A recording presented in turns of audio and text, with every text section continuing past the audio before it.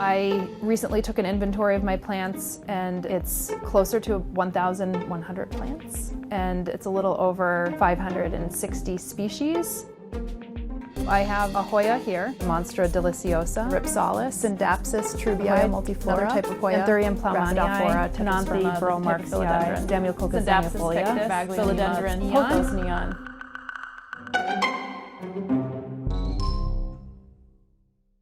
I definitely would have probably never called myself a plantfluencer, but that's kind of what media does. But it's nice because now I get to share it with people, because I'll do an unboxing on my YouTube channel. I'll be like, here's some of the plants. This is a little bit crazy. This is an Amdrium, I think. This one grows pretty gangbusters, and that's really beautiful. Look at that. People come to me for advice, and I've had a lot of people write into my channel or via email and say, oh my gosh, I saw your house and totally inspired me to get plants, or I went from 3 plants to like 300. Hey guys, today I'm going to be showing you my houseplant collection. There are over 100 plants in this house. I'm going to try and show you all of them. So my number 5 favorite Instagram famous plant is Pilea peperomioides. You want that Amazon look. You want to like you live in the jungle, feel me? So I got the perfect thing for you. These Chinese evergreens. It's been amazing how millennials have really picked up this idea of gardening, and mostly indoor gardening. It's this wonderful hobby that we have kind of somewhat control over, especially because we don't have backyards or places to call our own, really. Today I have a very special guest joining us.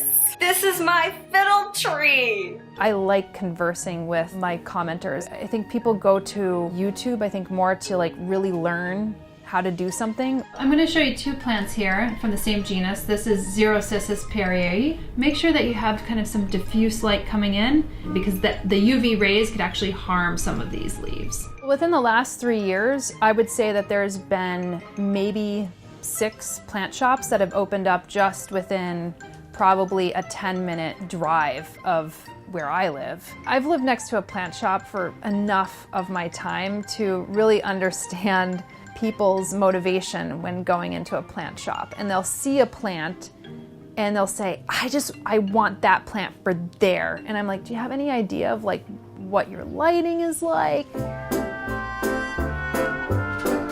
I have 3 plants in my room and I have 4 in my living space. For me, it's aesthetic, and it's just like building a nice environment, I think, is really important. It's a New Yorker thing. You want to be in a nice place. We call ourselves plant parents.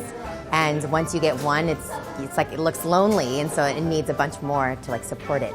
We are very emotionally attached. We name them, talk to them, everything. Our theme is artists, and then we name them all after rappers or artists that we really admire, depending on the way that they look. I think that millennials have adopted plants as this way to express cool, because it shows a skill. It shows a level of maturity that whether you have it or not, it comes off that way on social media.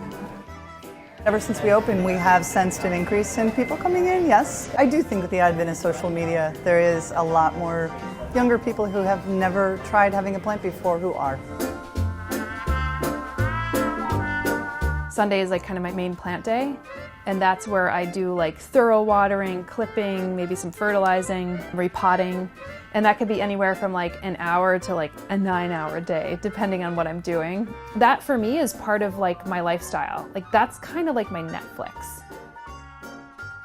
I actually do integrated pest management, and in layman's terms, that's basically bringing in good bugs. Some people would be like, that's so weird, but I think when you get enough plants, you're basically creating this little ecosystem in your home.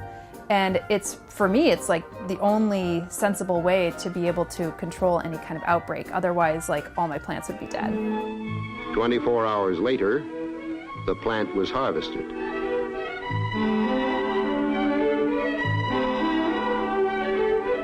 I think what's different from now versus the 1970s or maybe some other eras is that we are more and more increasingly moving to cities.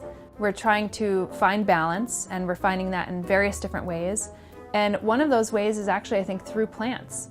Some of the benefits that people often hear about bringing plants indoors is that, they clean your air. They're air purifiers. I probably have some of the cleanest air in Brooklyn. Plants help reduce your blood pressure and have an effect on your nervous system. But there's something so calming about the environment to be able to meditate and to talk about your life while you're being surrounded by all this greenery is quite a powerful experience. I just feel like we're internalizing so much more stress, you know, so much more depression, so much more anger and rage and jealousy and all these kinds of like negative emotions, if you will.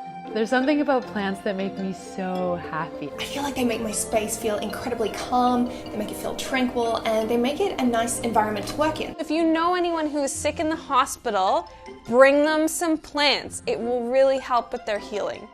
Having a plant actually really brings us, you know, a lot of joy. It's a place for people to explore themselves as well as, you know, get to know their plant. And I think that's boomed, I think, through our use of social media. Stand clear of the closing doors, please. One of the great things about Instagram is you could follow accounts, but you could also follow hashtags. And hashtags have been incredibly important for finding and discovering new plants. Some people might be attracted to plants from the standpoint that they just look good and they see that people are posting them and it gets a lot of likes. But my mission with the things that I do on a daily basis and the things that I'm putting out into the world is being able to have people kind of look beyond the perfunctory beauty of a plant and be able to reconnect to nature.